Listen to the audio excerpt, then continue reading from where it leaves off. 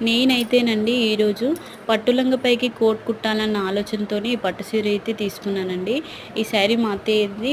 కొన్నిసార్లు కట్టుకొని పిల్లలకి కుట్టమని ఇస్తే నేను ఇలా ట్రై చేశానండి. కొత్తగా ఆలోచించడంలో తప్పేం లేదు కదండీ!